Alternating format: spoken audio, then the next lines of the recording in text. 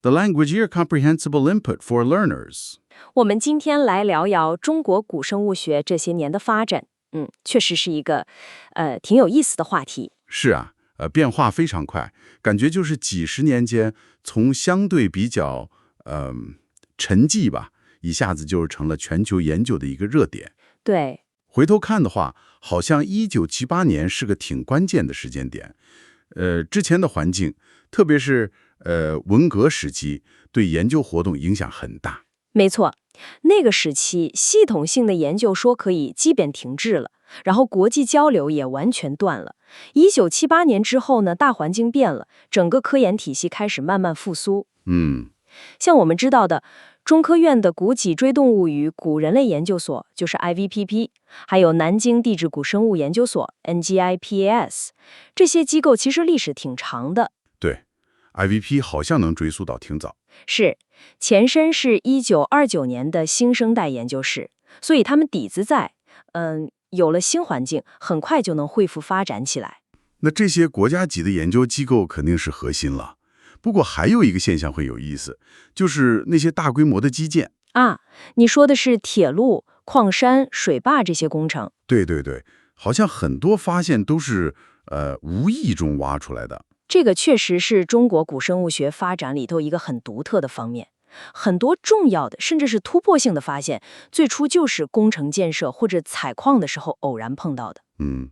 这些意外之喜吧，就给后面的系统调查提供了特别宝贵的线索，跟国外很多地方不太一样。那这种发现方式也带来一个问题，就是化石的保护和研究怎么跟上？是，这就得说到地方的力量了吧？像四川的自贡恐龙博物馆，还有辽宁古生物博物馆。对，这些地方机构的角色越来越重要了。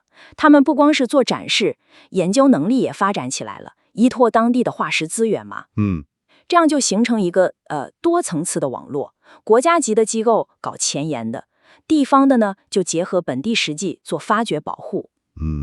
还有就是，听说对发现化石的农民也有一些引导，鼓励他们上报。对，有这方面的尝试，就是引导他们认识到化石的科学价值，鼓励上报给研究机构，而不是私下买卖。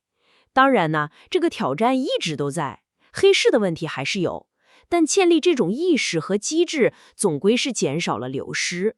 所以是体制、资金、观念几个方面一起变化，才有了后来的基础。可以这么说，条件慢慢成熟了，那些惊人的发现就开始集中出现了。说到发现，那肯定要提辽宁了。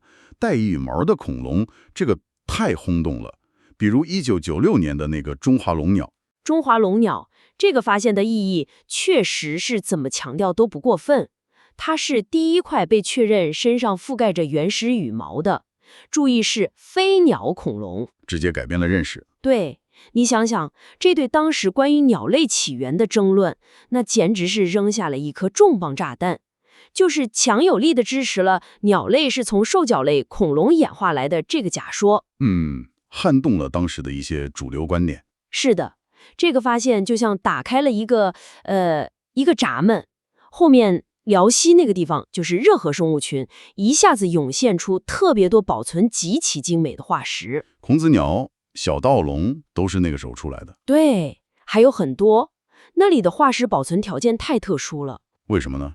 火山灰，主要是火山活动，大量的细火山灰快速地落到当时的湖里，把生物遗体一下子带住了，隔绝空气了。对，隔绝氧气，抑制分解，这种就叫特意埋藏。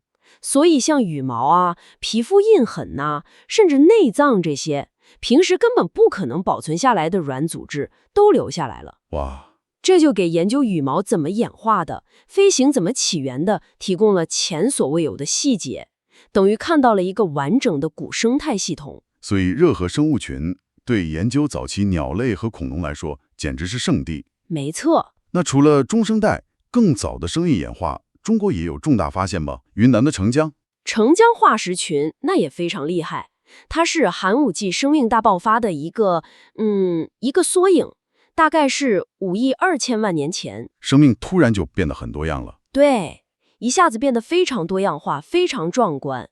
而且保存了大量没有硬壳的，就是软躯体的动物，比如那个很有名的奇虾。旗下长得很奇怪那个对，还有我们脊索动物的早期代表，像昆明羽。昆明羽。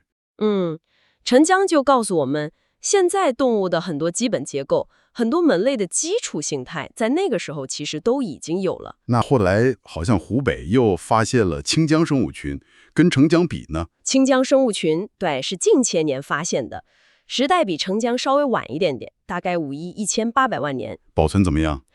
保存精美程度，可以说是有过之而无不及，而且它的生物组合跟澄江还不太一样，软体生物的比例特别高。哦，说明什么呢？这就说明啊，寒武纪的生命多样性比我们以前光看澄江以为的还要更复杂、更丰富。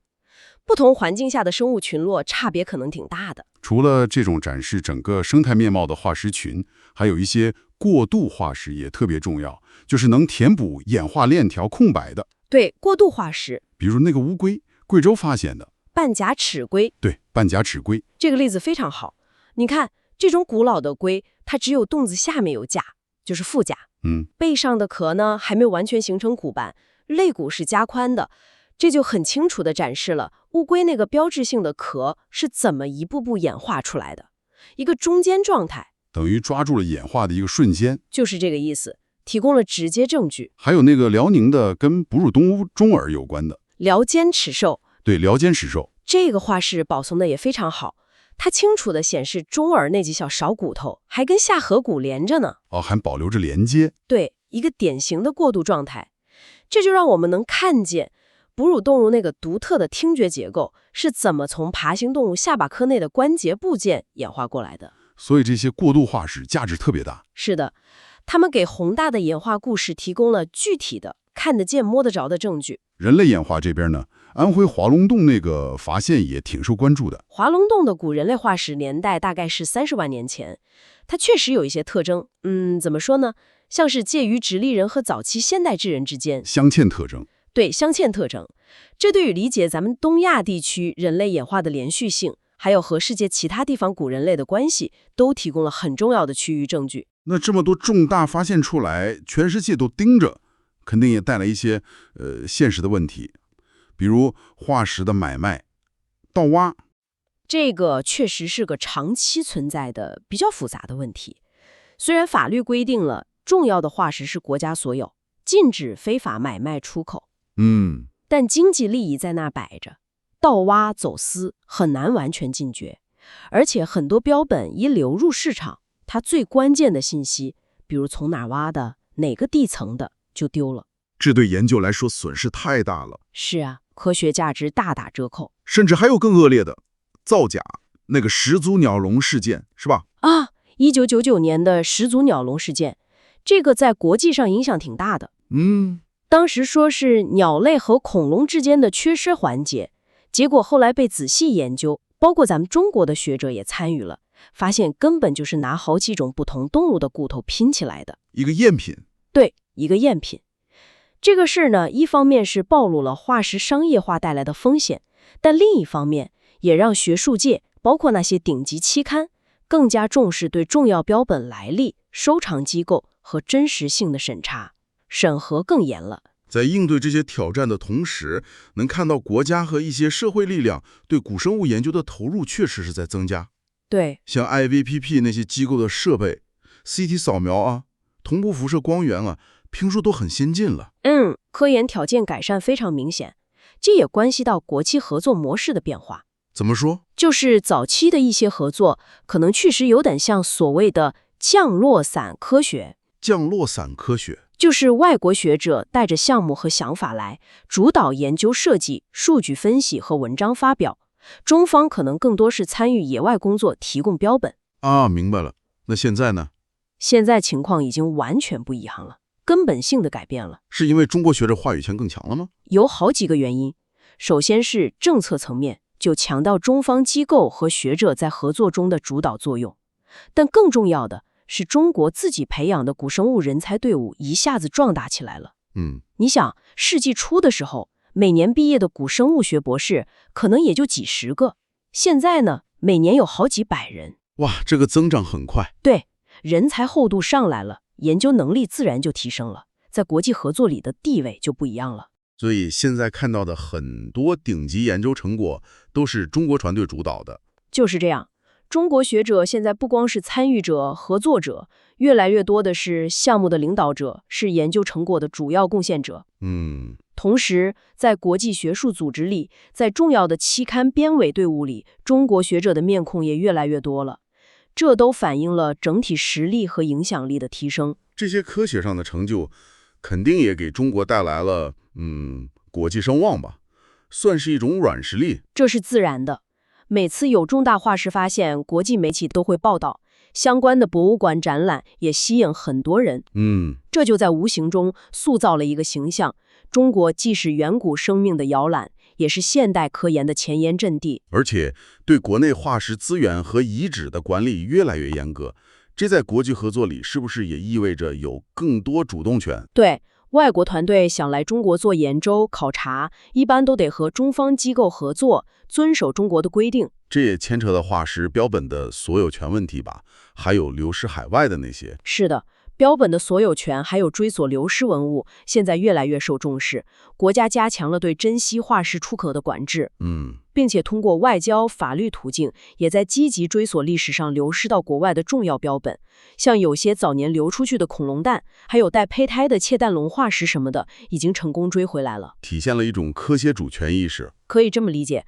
如何在开放合作和保护本国科学资源之间找到平衡，这是一个持续的课题。但好像有个趋势挺明显的，就是谁能书写演化史，这个主导权好像越来越向中国学者这边倾斜了。从研究成果的数量、质量来看，从在国际学术界的话语权来看，都是这样。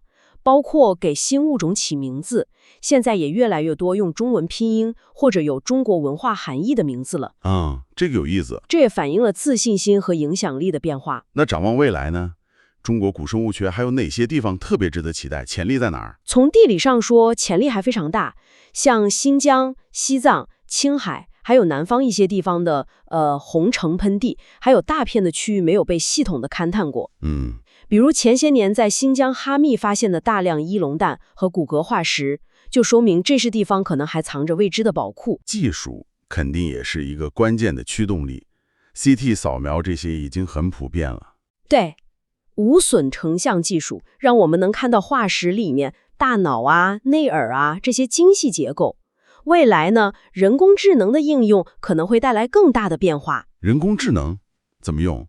比如用 AI 算法去处理海量的 CT 数据，做3维重建，能快很多。或者让 AI 辅助识别微体化石。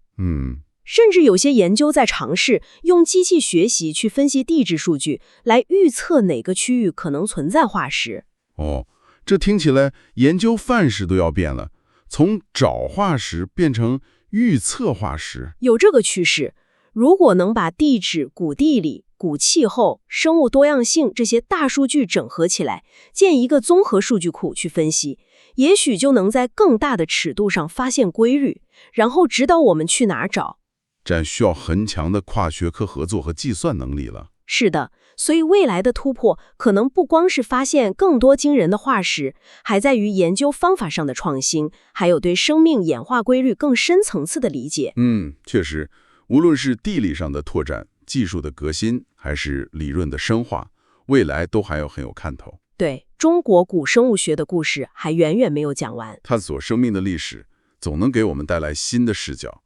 就像咱们今天聊的，一个领域的发展背后是历史、机遇、投入，还有很多人的努力交织在一起。